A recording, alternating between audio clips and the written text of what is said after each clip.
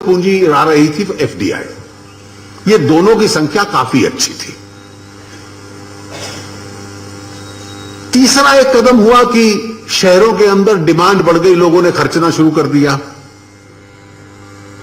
2 साल कठिनाई रही, चौथा अच्छा एक अनुभव आया कि अच्छी बरसात हुई इस साल, तो ग्रामीण क्षेत्र का भी परचेजिंग पावर बढ़ गया। लेकिन 2 बहुत बड़ी कठिनाइयां थी, 3।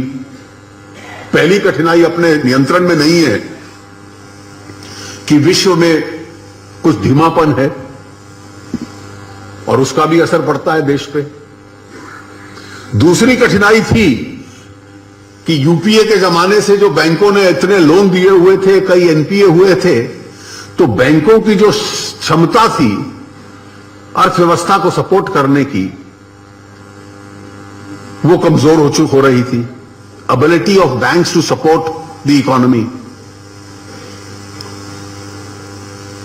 और जब तक बैंक पैसा नहीं देंगे तो सामाजिक इंफ्रास्ट्रक्चर कैसे बनेगा, फिजिकल इंफ्रास्ट्रक्चर कैसे बनेगा, ट्रेड कैसे आगे बढ़ेगा, इकोनॉमी कैसे आगे बढ़ेगी। और बैंक को ताकत देने के लिए हम बजट में से पैसा लेकर बैंक में डालते थे, फिर बार बार कहते थे कि अगर ब्याज की दर बहुत ऊंची है उसको नीचा करो।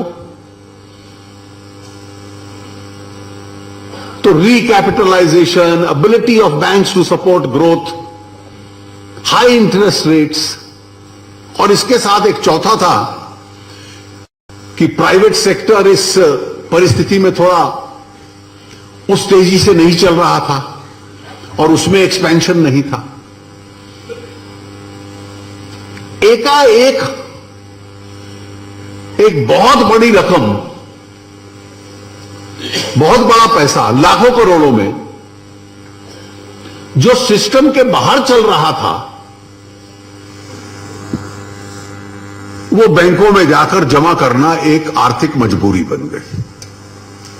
और बैंकों के पास उनके करंट अकाउंट और सेविंग अकाउंट में लाखों करोड़ रुपए आ गए। और ये जो लाखों करोड़ आए, इसको रखने का जो खर्चा है वो बहुत कम है। उसमें ब्याज भी कोई फिक्स डिपॉजिट वाला ब्याज नहीं है। अब बैंकों की एकाएक क्षमता आने वाले कल में उसको दोबारा ऋण में देने के लिए ट्रेड को, इंडस्ट्री को, सोशल सेक्टर को, इंफ्रास्ट्रक्चर को, वो पैसा देने में एकाएक बढ़ जाती है। ब्याज दर पे भी हो सकता है इसका असर पड़ सकता है, ये तो आरबीआई तय करेगा। और एकाएक जो अर्थव्यवस्था में, फॉर्मल इकोनॉमी में लिक्विडिटी चाहिए थी, वो ये इनफॉर्मल इकोनॉमी में चलने वाला साधन उस फॉर्मल इकोनॉमी में आ जाता है। और जितना इसका डिजिटाइजेशन होगा उसकी भी मजबूरी होगी। अब एक एक उद्योग से हम लोग बात कर रहे हैं, पहले कुछ लोग कठिनाई बतलाते हैं, लेकिन सरकार भी अगर अपनी स्थिति पर अड़ी रहती है तो फिर उसको स्वीकार करना शुरू करते हैं कि बैंकिंग व्यवस्था के माध्यम से जो व्यवसाय चलता है, अब उसके आधार पर राज्यों का टैक्स कलेक्शन, केंद्र का tax collection, indirect tax collection, direct tax collection, दोनों बढ़ते हैं।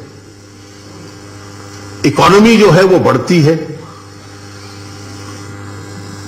अब धीरे धीरे डीमोनेटाइजेशन जो प्रोसेस होता है करेंसी रिप्लेसमेंट का, उसके बाद रीमोनेटाइजेशन अपने आप में आवश्यक रहता है कि वैकल्पिक करेंसी को लाकर आप दीजिए।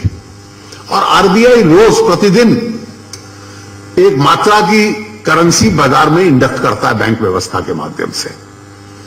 अब कुछ दिन उसकी कठिनाई होगी, जैसे जैसे उसकी संख्या आती जाएगी प्रतिदिन, जितना मजबूत रीमोनेटाइजेशन होता जाएगा वो कठिनाई भी फिर धीरे धीरे कम होती जाएगी। और इसमें कोई महीनों महीने नहीं लगने,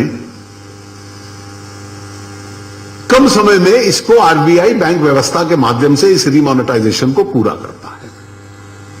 और अब आप कल्पना कीजिए, आज से कुछ महीने बाद एक तरफ पूरा रीमोनेटाइजेशन हो जाता है, इकोनॉमी का बड़ा हिस्सा डिजिटाइज्ड पेमेंट्स की तरफ चला जाता है,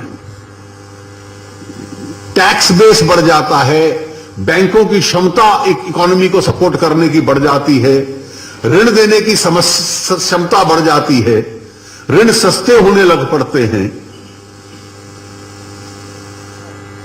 टैक्स बेस एक्सपैंड करता है, और दूसरी तरफ अगर जीएसटी लागू हो जाता है, वो भी ज्यादा efficient, it's a more efficient tax system. और ये दोनों अपने आप में लागू करना उसकी पीड़ा है, कठिन है। इस पे राजनीतिक आम राय बनाना बहुत कठिन है। कल जाकर हम कुछ राजनीतिक दलों को कहेंगे कि अब चुनाव में चंदा दूसरे तरीके से मिला करेगा, तो वो बहुत खुश नहीं होने वाले हमसे। तो इसमें राजनीतिक कठिनाई भी आने वाली है। लेकिन इस सब को पार करके अगर किसी नेता में इतनी ताकत है, राजनीतिक भी, निर्णय लेने के भी और नैतिक भी, कि मैं इन दोनों को लागू कर दूं, तो आज से कुछ महीने बाद देश में व्यवसाय करना, देश की अर्थव्यवस्था का एक हिस्सा बनना, वो एक प्रकार से दूसरी कल्पना बन जाती है। तो इसीलिए मैं हमेशा ये कहता हूं कि prime minister Modi has redefined the new normal for India. जो पुराना नॉर्मल था उसमें ब्लैक मनी, कैसे मैं कानून को बाईपास कर दूं, ये सारी व्यवस्थाओं से अलग होने का एक प्रयास है। और शायद यही कारण है कि इस तकलीफ और पेन के बाद भी देश में इस निर्णय को लेकर बहुत उत्साह है। कई बार मैं देखता हूं कि बैंक के बाहर लाइन खड़ी है, तो टेलीविजन का कॉरेस्पॉन्डेंट जाता है और जो लाइन में लगे हैं उनके मुंह में उंगली डालकर कहता है, परेशान हो ना बहुत? वो कहता है, हां तकलीफ तो है, लेकिन किया मोदी जी ने बहुत ठीक है। ये रोज देखने को मिलता है। तो यही कारण है कि देश के अंदर बिना किसी अनरेस्ट के धीरे धीरे इसको लागू करने का एक प्रयास चल रहा है। और मुझे पूरा विश्वास है कि एक बार इसको हम लोग लागू कर लेते हैं तो देश का भविष्य और आप सबका, आपकी आने वाली पीढ़ियों का भविष्य निश्चित रूप से आज की परिस्थिति से बेहतर होगा। आप सबका बहुत बहुत धन्यवाद।